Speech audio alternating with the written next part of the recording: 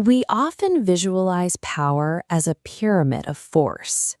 In this model, the person at the top maintains their position through downward pressure, exerting control and dominance over everything below them. Yet in the high, frozen reaches of the Himalayas, the environment suggests a different way of existing. Here, the scale of the landscape dwarfs the human desire for control. At the center of this range stands Mount Kailash. This peak represents a strength defined by its absolute stillness and its refusal to be moved by the chaos of the world below. Moving through the valley at the mountain's base, 7-year-old Baal Shiva walks with his companion Nandi. Shiva carries a quiet, divine glow that matches the serenity of the peaks. Nandi looks at the vibrant morning light and asks why the world around them feels so peaceful and beautiful. Shiva explains that nature is a gift. He tells Nandi that those who treat the earth with respect find themselves standing closer to the divine. Divine strength begins with this sense of reverence. It is a relationship of respect with the world, rather than a struggle to own it. The peace is interrupted by a sharp moment of fragility. A tiny bird falls from its nest, hitting the rocky ground and trembling with fear. Nandi reacts with immediate panic.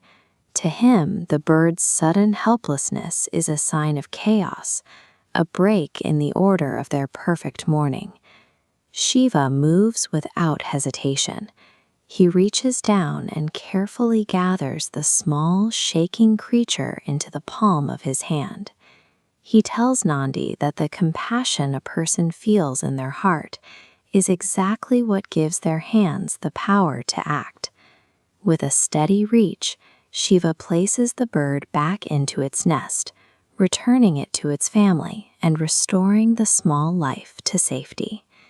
This single act reverses our earlier diagram. Shiva's strength doesn't push down.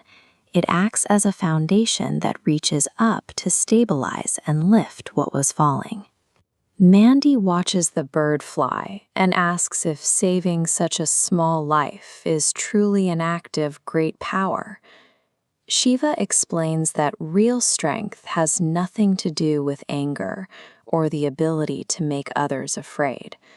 Physical force, he suggests, is often a mask for weakness. He describes 3 qualities that support the world: love, compassion, and truth. Without these, the most massive empire eventually collapses under its own weight. The most reliable proof of a person's strength is their willingness to protect others, rather than their ability to crush them. Nandi takes these words to heart. Right there in the valley, he makes a quiet promise to treat every living being with love. It is a simple metric. We measure power by what we are willing to keep safe, rather than what we are able to destroy. As the lesson sinks in, the sunlight hitting Kailash turns a deep, brilliant gold, illuminating every crack and ridge of the mountain. The air fills with the faint sound of bells and the scent of wildflowers, as if the mountain itself is acknowledging the truth Shiva shared. Shiva looks at the horizon and tells Nandi that the spirit of Kailash exists wherever there is love. It is a state of being that travels with us.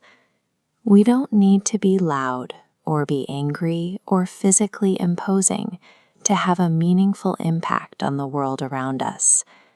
Each of us can choose to be the hand that reaches down to help, choosing the work of protection over the impulse of force. Living with compassion and truth provides a quiet strength that remains unshakable, no matter where we are.